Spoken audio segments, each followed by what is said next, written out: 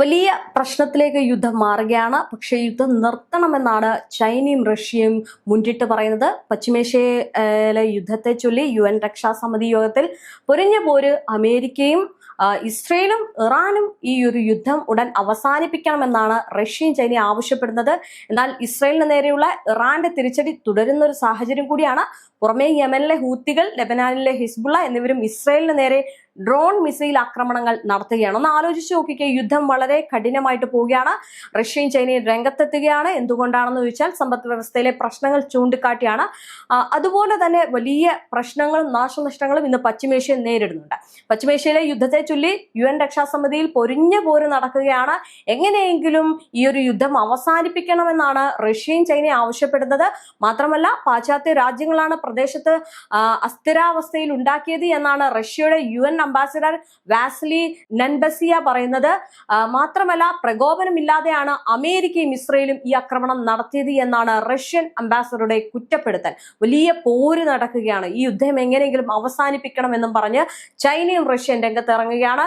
ഇതിൽ കുറ്റം ചുമത്തുന്നത് അമേരിക്കയും ഇസ്രയേലിനെയുമാണ്. ഇതിനിടയിൽ തന്നെ മറു സൈഡിന് ഈ പറയുന്ന ഹൂത്തികളുടെയും ഹിസ്ബുള്ളുടെയും ഭാഗത്തുനിന്ന് ഇസ്രയേലിലേക്ക് ആക്രമണം ഉണ്ടാകുന്നു, ഇറാന്റെ ഭാഗത്തു നിന്നും ആക്രമണം ഉണ്ടാകുന്നു. യുദ്ധം മറ്റിടങ്ങളിലേക്ക് വ്യാപിച്ചേക്കാമെന്നും റഷ്യൻ അംബാസിഡർ UN രക്ഷാസമിതിയിൽ പറഞ്ഞിട്ടുണ്ട്.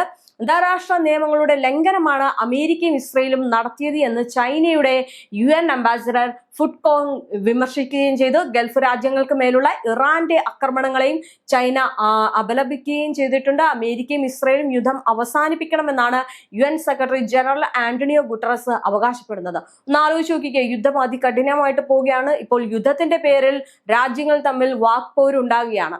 ഹോർമുസ് കടലിടുക്കിലെ കടൽപാതം അല്ലെങ്കിൽ ഗതാഗതം പുനഃസ്ഥാപിക്കാൻ ലക്ഷ്യമിട്ടുള്ള സുപ്രധാന പ്രമേയത്തിന്മേൽ ഐക്യരാഷ്ട്രസഭ സുരക്ഷാ കൗൺസിൽ ഇന്ന് വോട്ട് ചെയ്യും. മാത്രമല്ല, ഹോർമുസിലൂടെ സ്വതന്ത്ര സഞ്ചാരം പുനഃസ്ഥാപിക്കണമെന്നാണ് ഇന്ത്യയുടെ നിലപാടുള്ളത്.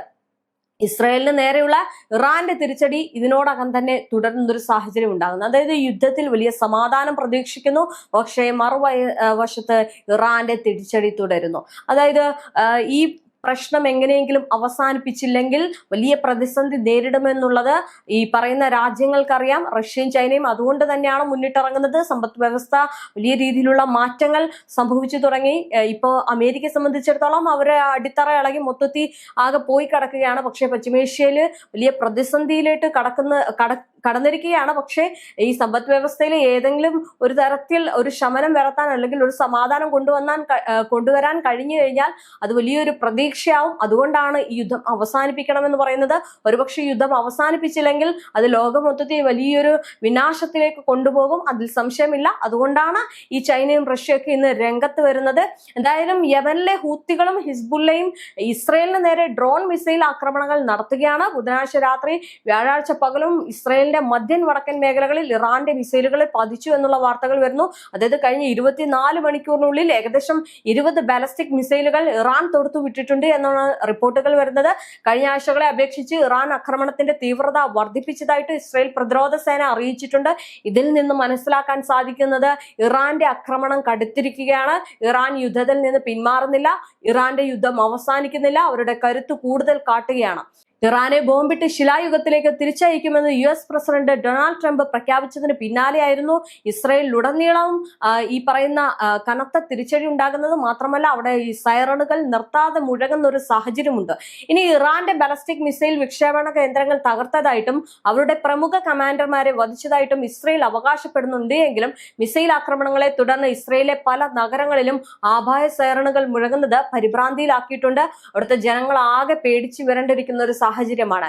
വടക്കൻ ഇസ്രയേലിലെ വിവിധ മേഖലകളിൽ റോക്കറ്റ് മിസൈൽ ആക്രമണ സാധ്യതയുള്ളതായിട്ട് ഹോം ഫ്രണ്ട് കമാൻഡ് മുന്നറിയിപ്പ് നൽകിയിട്ടുണ്ട്. അപ്പർ ഗലീല മേഖലയിലെ മൽക്കിയ, കിരിയാത്ത് ഷിമോണ, ടെൽ ഹെയ്, മെദുല എന്നിവിടങ്ങളിലാണ് മിസൈൽ ഭീഷണിയെ തുടർന്ന് ജാഗ്രതാ നിർദ്ദേശം നൽകിയിരിക്കുന്നത്. ഒന്ന് ആലോചിച്ചു നോക്കൂ, യുദ്ധം അതികഠിനമായിട്ട് പോവുകയാണ്. ഈ രാജ്യങ്ങൾ യുദ്ധം നിർത്തണം എന്ന് പറയുമ്പോഴും ഇറാന്റെ ഭാഗത്തു നിന്ന് വലിയൊരു തിരിച്ചടി ഇപ്പോൾ ഇസ്രയേലിന് ഉണ്ടായിരിക്കുകയാണ്.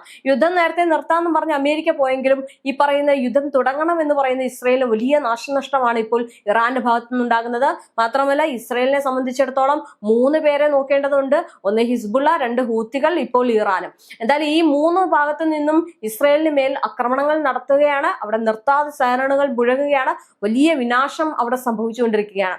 ജനങ്ങളോട് സുരക്ഷിത സ്ഥലങ്ങളിലേക്ക് മാറാനും അവിടുത്തെ അധികൃതർ നിർദ്ദേശം നൽകുകയാണ്. അപ്പൊ ഇത്തരം നീക്കങ്ങളിലേക്ക് യുദ്ധം പോകുമ്പോൾ വലിയ നാശനഷ്ടം സംഭവിക്കുമെന്നുള്ള കാര്യം ഉറപ്പാണ്. അതുകൊണ്ട് തന്നെയാണ് ചൈനയും റഷ്യയും പോലുള്ള രാജ്യങ്ങൾ ഈ യുദ്ധം അല്ലെങ്കിൽ ഒരു സമാധാനം വേണമെന്ന് പറഞ്ഞ് രംഗത്ത് വരുന്നത്.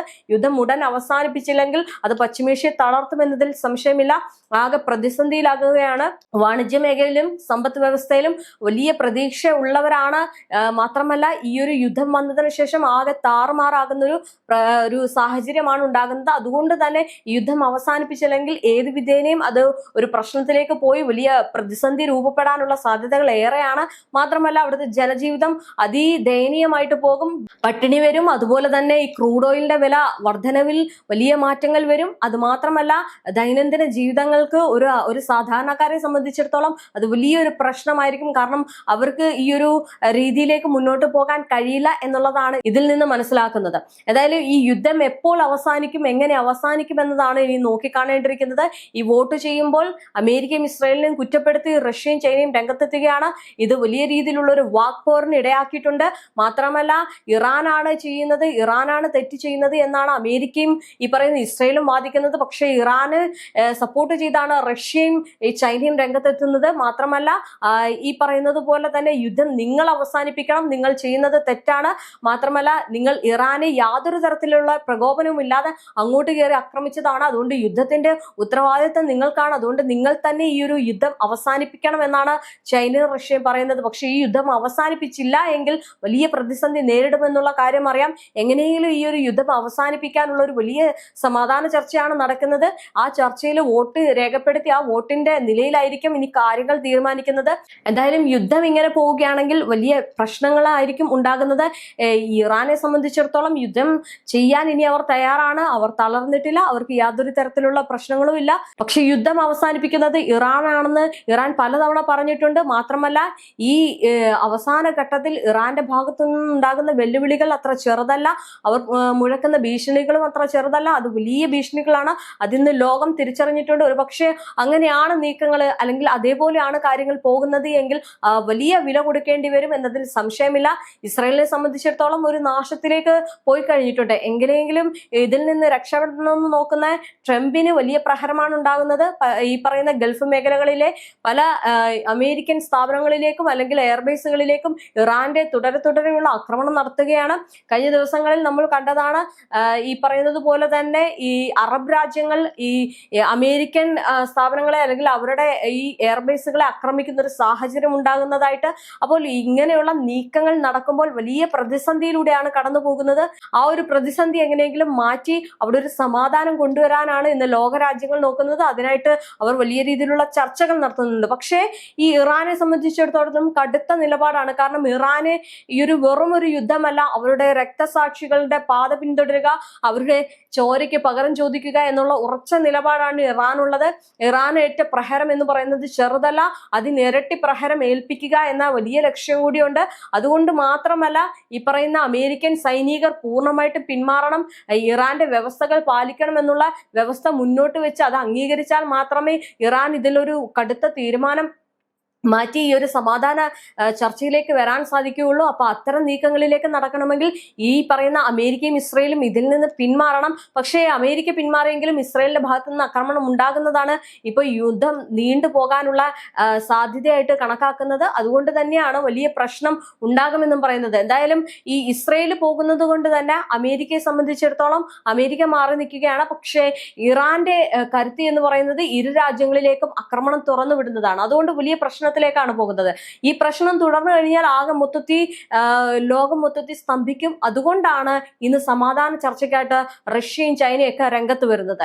എന്തായാലും ഈ ഒരു സമാധാന ചർച്ച എത്രത്തോളം വിജയകരമാകുമെന്നത് കണ്ടറിയാം. ഇറാന്റെ നിലപാട് എങ്ങനെയാണ്, ആ നിലപാടിൽ അല്ലെങ്കിൽ അവരുടെ ഉപാധികളോട് അമേരിക്കയും ഇസ്രയേലും അടിയറവ് പറയുമോ എന്നുള്ളതൊക്കെ നോക്കിക്കാണേണ്ടിയിരിക്കുന്നു.